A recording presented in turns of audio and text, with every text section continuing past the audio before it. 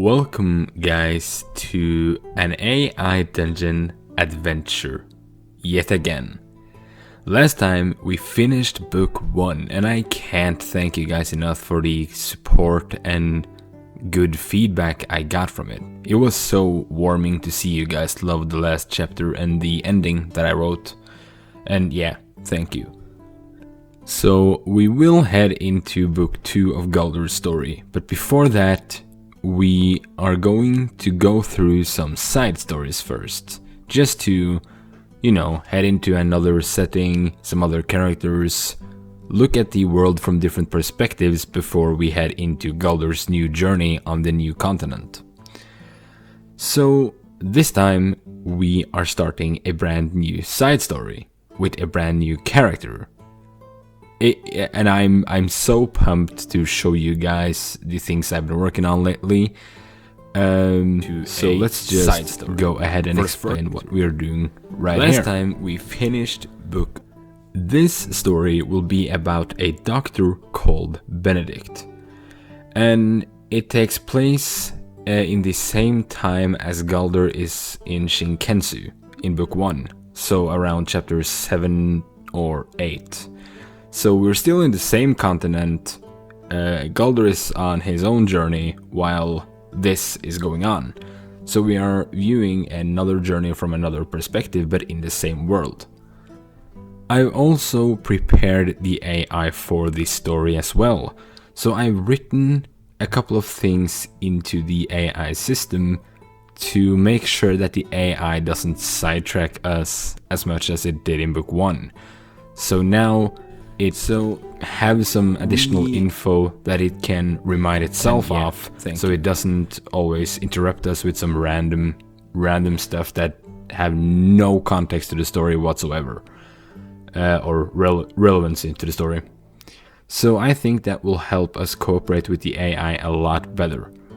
And this is what I prepared. I have created some world info.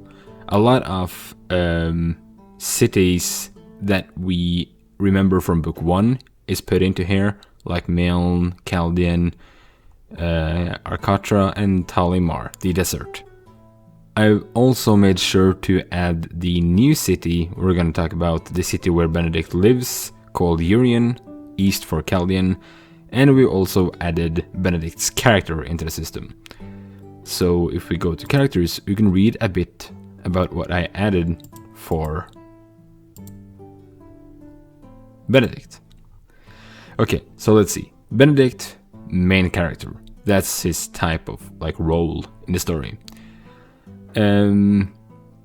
Short words to describe him is intelligent, cunning, shrewd, observant, thorough, stubborn, analytical, indecisive, calm, and introvert.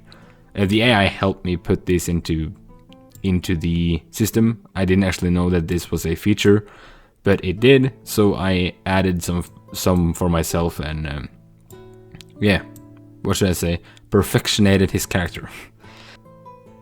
And then we have his description, something I wrote a week ago or something. So I worked quite a bit on Benedict's character and his lore. It's not too much to go off from, but it gives us an idea of what Benedict's character is like. So, his physical description first. He's got black hair, which is short. His face is somewhat long with a crooked nose. His eyes as dark as the night sky. His mask causes him to have a deep and raspy voice. He's of somewhat small stature and is 27 years of age, but still looks very young. He wears a long black doctor garment with a leather vest over that binds them all together around his belt region. He wears some leather pads on his knees and shoulders. He also wields an iron dagger and uses potions and elixirs to poison his enemies. So that's a bit about his physical description and equipment. And then over to his backstory. He was born in Dalt, but studied alchemy in the city of Chaldean. Later in life, he moved to a city east for Chaldean called Urian to work as a doctor/alchemist there. Benedict's father worked as a timberman, but tragically died from a disease while Benedict was a child. This, naturally, motivated him to become an alchemist. His mother worked as a tailor after her husband died, and with that being their only income, Benedict and his 2 younger brothers lived in a poor household. So that is the story and the description of our main character. And with that being said, let's head in to the story. I've also written the starting segment, like the introduction, so after I read that, let's jump in. Kedar is a world of dragons, demons, and monsters. These dark creatures constantly war for control of the land, leaving the few human kingdoms in the shadow of a dark and powerful force, but now the kingdoms of man are fighting back, slowly assembling an army to reclaim their world. Okay, that is just the base info about Kedar, but after completing book 1, we added so much information to the world and made it our own, so this basically doesn't count anymore. Okay. You are Benedict, a male human alchemist who works as a doctor curing diseases and sickness in the town of Urion. The rain is pouring over the quiet town of Urion on a calm and peaceful night. The lightning and thunder outside of your house is calming to you. You enjoy the bad weather from your cozy cabin. A candle is next to you on your desk, newly lit and filling the room with a warmth and comfort. You sit in your messy laboratory, the room where you concoct the different potions and toxins for all kinds of illnesses. Your room is misty and smells like a combination of strong liquids and dusty parchments. As you turn the pages of old herbal books and scrolls, you eventually see a letter on your desk.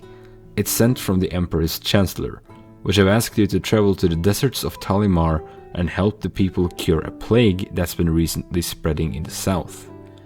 This plague is turning people into rampaging demons, and you have no idea how it arrived or how you can possibly cure it. Some side information. This plague was mentioned by the AI in the end of book 1, if you have watched that or if you remember that plague. So this story is based on this plague that the AI created.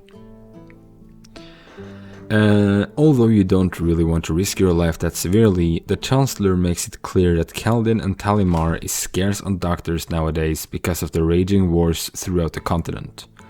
Talimar have paid a lot of money to Kaldin for a doctor who could possibly cure the plague. While every other doctor in the land is busy, you however are not out on the battlefields healing wounded soldiers like every other doctor. And that's why you are the only possible candidate Kaldin can afford to send to Talimar. You put down the letter and have a moment of complete silence. You put both your hands on your head and feel the intense frustration building up inside you. This is my job. This is my passion. But it will cost me greatly, you say to yourself. You pack your alchemist set with bottles and ingredients from every part of the world. You put everything into a leather satchel and equip your polished plague defensive mask and fill it with Urnbolt herbs to protect your mouth and nose from diseases. You open the door out to the large and wide world outside of your laboratory, and you set out on the great journey to cure the plague in Talimar. And then we begin. Now that the lore, the description, and the opening segment is out of the way, we can finally start our new AI dungeon adventure. So then we begin. What should we do first? We could embark on our journey. You embark on your journey.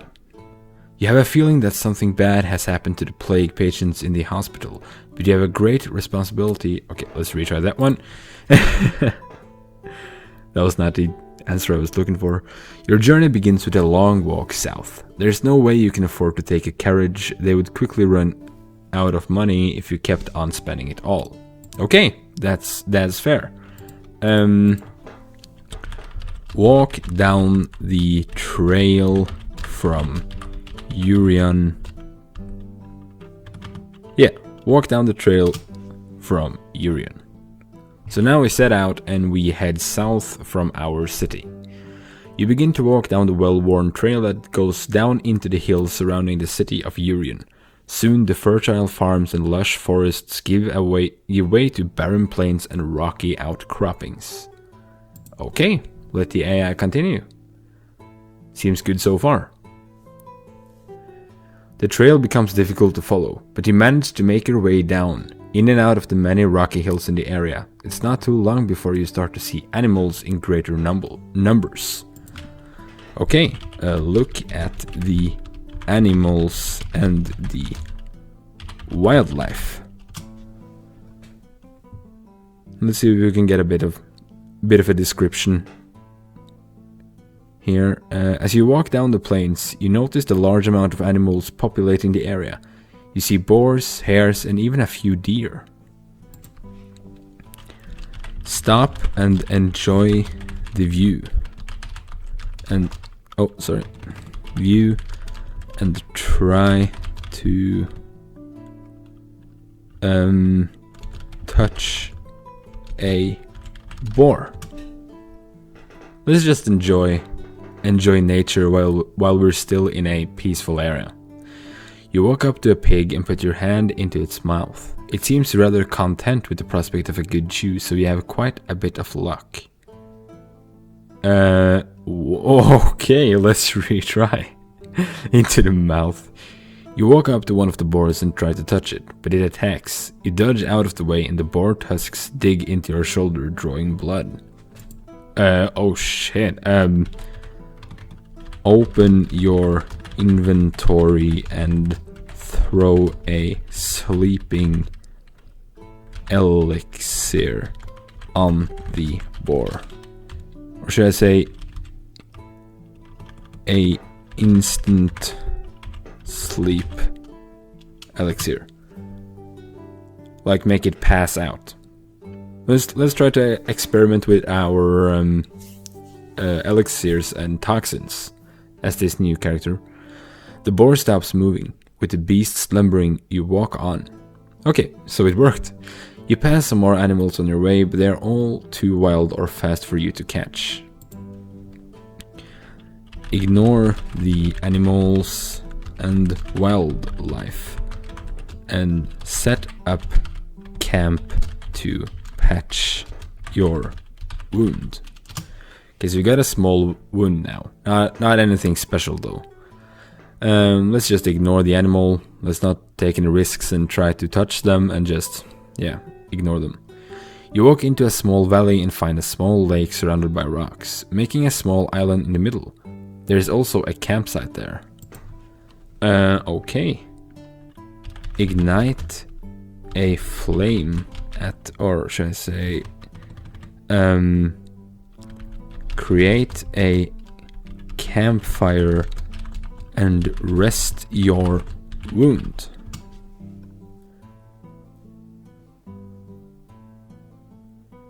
You find a large stick and begin to break it into smaller pieces. You then pull out a couple herbs from your pack and mince them with the stick.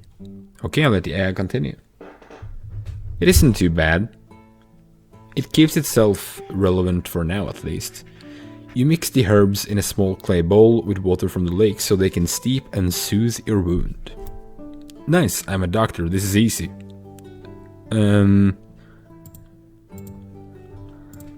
Let's say to ourselves,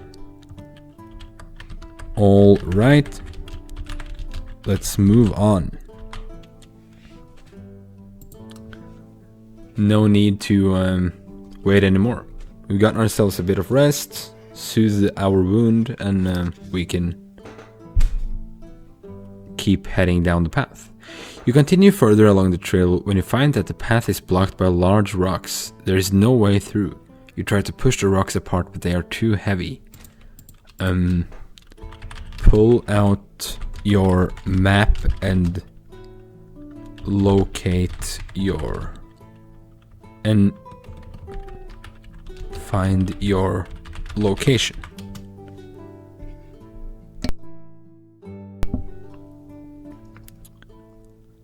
You look at your map and see you're currently on trail 46. Let's call it trail. Let's call it Rocky Path of Urian. You try to remember the many trails you have gone down, but only a faint memory of a trail comes to mind.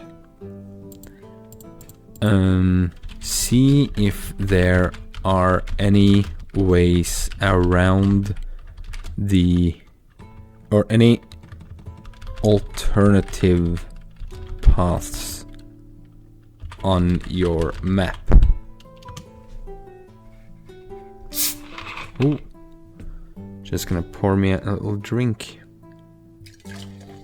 You find another path on your map, but you're unsure of the way. You know it is supposed to branch off, but you aren't sure of which way it does. Okay. Go back to the lake by the campsite and try to go left instead of right. You go back to the lake and follow the smaller path on your map. This path seems much steeper than the main path, but there are no other trails to take, so you have little choice. Head into the smaller path surrounded by dark trees. So we took another alternative path and we're now heading into a bit more unsecure area with dark, tall trees surrounding the path. The trees around you become darker, almost black.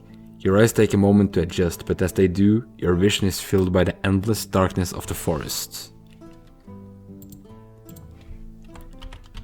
It's getting dark, and night is starting to fall upon me.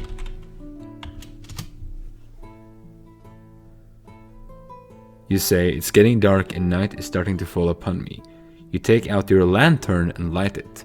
You look at your map and follow the new small trail through the trees. For some reason, you feel very anxious. You step off the path and sink into the tall grass.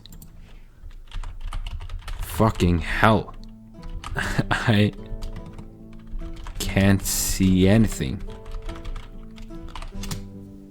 I imagine Benedict like walking right into some tall grass and just falling over, so I just hope he doesn't open his wound again. You begin to walk back on the trail when you feel a sharp blow to the back of your head. Your vision fades as you fall to the ground. A low growling sound reaches your ears. Okay. What the fuck? As your vision fades completely, you hear the sound of... Oh my god, okay, yeah, I imagine that the AI would just kill me off. Okay, let's try that again. You step off the path again and take out your lantern, only to have it taken from your hand by a cold hand. Shut up, a voice whispers in your ear. A voice? Who the hell is this? You look around and find you can't see anything. The trees have become animated, coming to life around you. Oh, what is going on? You scream. The trees are moving. Oh, this is getting spooky. But it really fits the mood though. I want this side story to be a bit spooky and atmospherical, like yeah, like a bit Halloween mood actually. As we're heading into October, you hear a few chuckles through your eardrum as the trees begin moving around you. Do you feel that? One of the voices asks. It must be the wind. Oh, this is getting fucking creepy. Okay. Get up and pull out some potions ready to defend yourself as the trees are dancing around you in the darkness.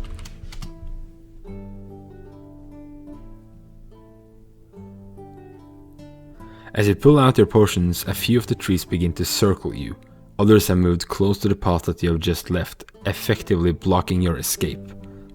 This is ridiculously easy. The trees are talking too. This is ridiculously easy, you think, as you prepare for your first opponent. It takes less than a minute before your first foe materializes in front of you. No, okay, remove that. Oh, fuck. I'm never getting used to that mechanism. Okay, remove that and then click here. Okay. Throw a fire potion on the tree closest to you and set it on fire.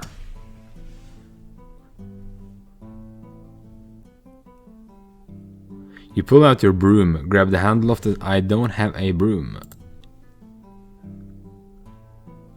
The fire burns brightly in the center of the selected target, and you take this opportunity to run out from the other trees. You burst through the underbrush and run back up the steps that you had come down.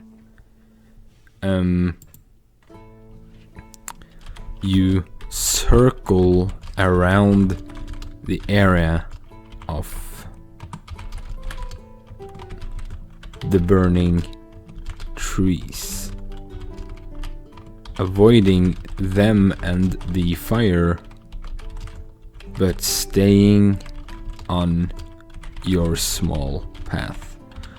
So the plan is that I circle around them so that I let them just burn in peace and can continue on in the direction I was going.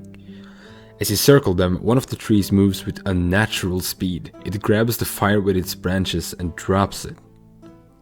What? It'd have to be like the elder of the forest or something.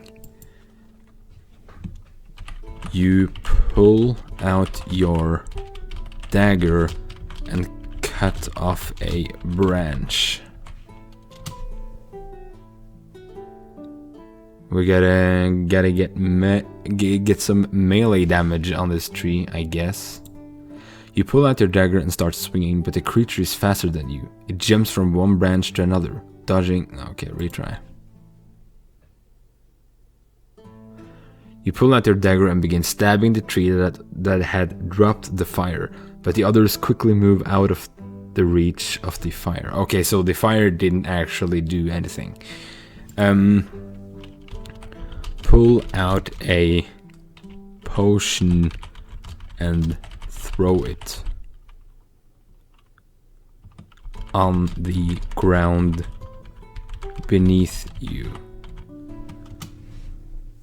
I'm not gonna tell the AI what kind of potion, I'm just gonna let the AI decide. As you do so, the ground begins to bubble. You're aware that it isn't supposed to do that, but you're too busy concentrating to care. Bubble.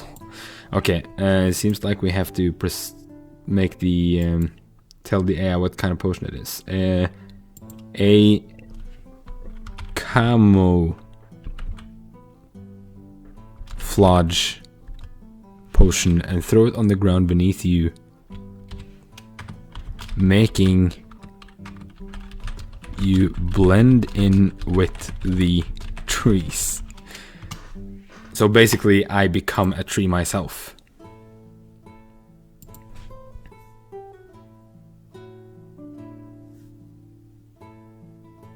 As you stand hidden, you decide you want to avoid a potential fight. You turn around and walk back up the path. You continue walking until you hear the sound of rushing water. Okay, retry. I don't want to go back. I want to try to get past them. You quickly drink the potion to activate your camouflage. You continue to move around the area, away from the direction of the camp, staying out of sight while you watch the camp.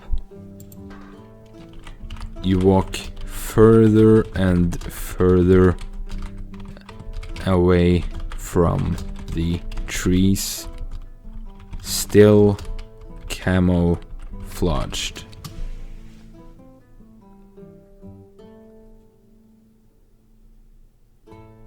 As you move further away, the tree seems to lose their life. They begin to sway in the wind and eventually fall over.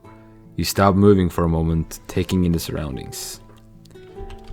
Pull out my map and try to see if these woods has a name. This disturbing wood seems like something I should have been aware of, you know? So I'm gonna check if this is something that's familiar to people. You find that the woods is indeed known as the Vanguard's Woods, a common name for a common area. You pull out your map and do a search, finding a few interesting points of information. Okay. The Vanguard's Woods. A forest surrounded by spirits of dead warriors, making the trees inhale these spirits and come to life. Reads the map. So let's give this place a bit of personality and detail. I like it. A harmless place where the dead and living rest. You take out your map and find a pin sticking out, making one particular rock. Okay, let's undo that.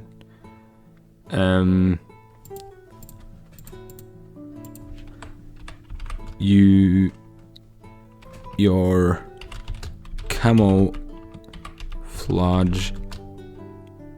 shakes off and you finally head away from the trees into the deep Vanguard Woods. So we got away from them and we head deeper into the Vanguard Woods and see what we find in here. Once your camouflage is off, it feels colder than before, and the chill of the wind penetrates your bones. You begin to shiver uncontrollably as you pull out some food for breakfast. Oh, we've been walking all night. You feel tired already.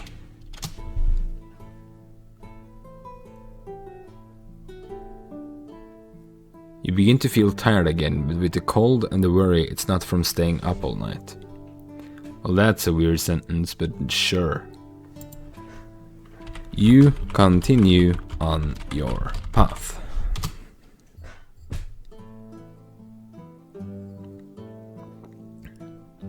As you continue on the path begins to twist and turn erratically.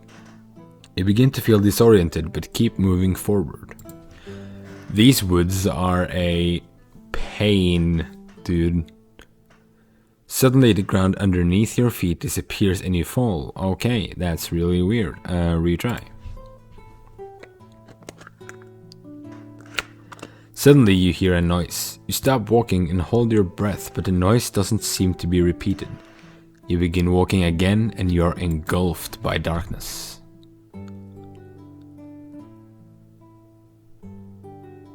You start to walk into the darkness, trying to stay on the path, but it has disappeared into a void. You feel your legs giving way and begin to fall. You feel unbearably exhausted.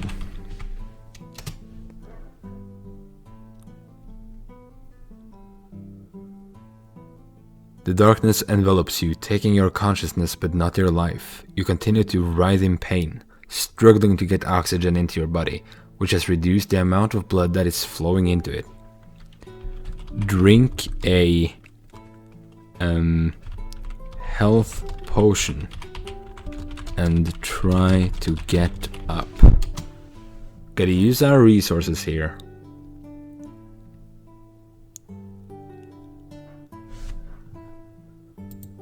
As the potion works its way through your body, your symptoms improve. Your vision clears and you can see again. You start moving towards the source of light, which appears to be a dim sun. You walk towards the sun.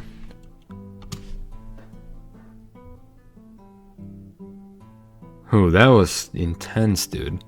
Once you reach the sun, you bask in its warm light. You watch as your body is bathed in a golden glow. You find yourself in a new location. Finally, I'm out of that shitty forest. Gotta remember, Benedict is a bit disappointed with being on this adventure. He's way out of his comfort zone now. He's introverted. He likes to just stay at home doing his own thing, you know? As you stand up, you notice you're not in the Vanguard Woods anymore. Nice. You're standing on a narrow ledge overlooking a great canyon about half a mile below. Walk. No, you know what? Let's just let the AI do its magic.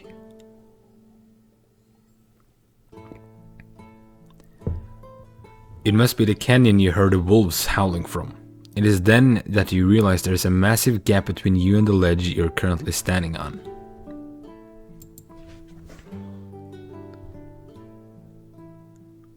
What's that supposed to mean? It would be quite the feat to get from here, hundreds of feet below, to the ledge you can see halfway down the canyon. You'd also have to walk down the canyon, which looks extremely dangerous. How can we solve this? Pull out a... No potion can fix nature. Try to climb down to the canyon.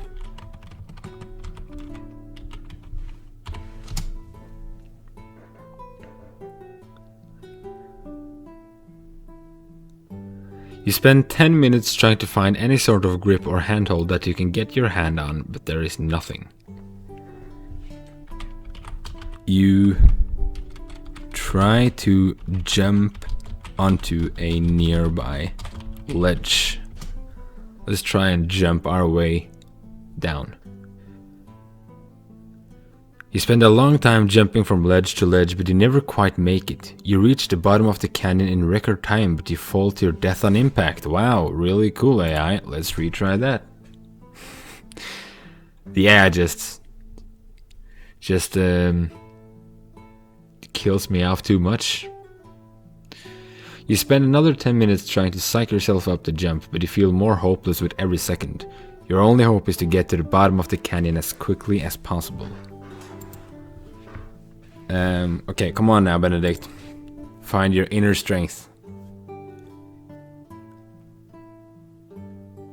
You spend the next hour running down the canyon, trying to find a way down. The rock face is absolutely vertical, with no footholds or handholds, making it literally impossible to climb down.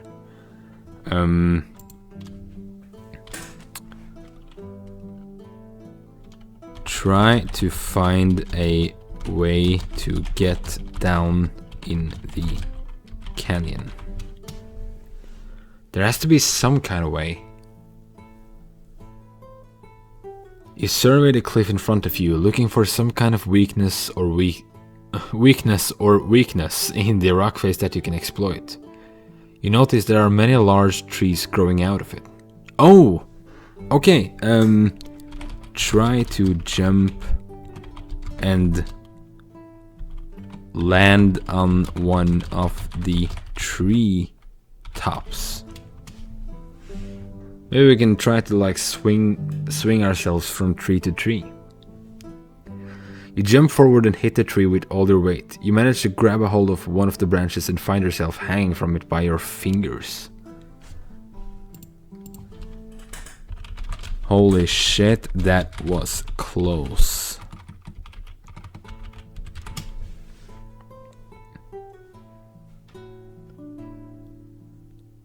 You spend about a minute looking for any detail that can help you find your way back up. We're not getting back up. We're going down. Once you're sure you won't fall, you begin to scale down the tree. Nice, okay.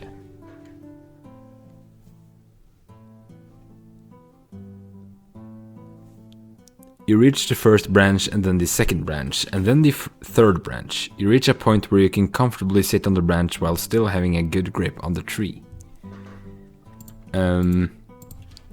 Jump down to the next one and do this all the way down.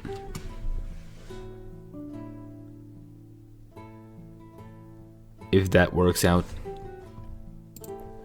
As you're jumping from tree to tree, you notice a spot on the rock face that wasn't there before. Oh. Retry. Once you reach the bottom of the canyon, the wind tears at your clothes and threatens to knock you off your feet. You survey your surroundings. Okay, so we got down. Finally. Now we can put all of that behind us and just continue on this hellish journey. Wow, I'm feeling a bit sorry for Benedict. You feel so uncomfortable being here that you set up camp and take a small break just to process everything that's happened.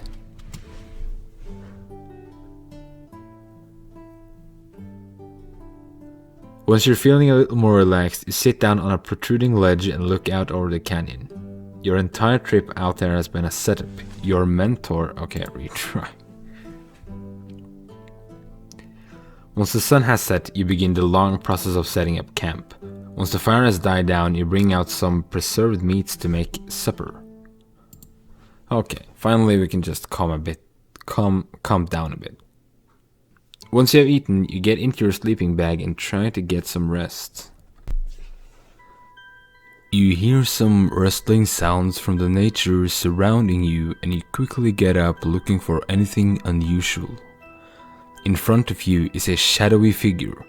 It moves closer to you step by step, slowly. And when your eyes adjust to the darkness, you see a wounded, exhausted knight in front of you. He collapses on the ground and you look at him with a startled look on your face. "Please, I need water," the knight says in a desperate, weak voice. You go over to him and begin pouring water from your canteen onto his lips. He greedily drags it into his mouth before passing out. And that's where we're gonna end the first chapter of this AI dungeon side story. I hope you enjoyed, and we're gonna head a bit deeper into who this knight is in the next chapter. Remember to subscribe and like and leave some nice comments or some feedback. It's really appreciated. And with that, I'll see you later. Good night.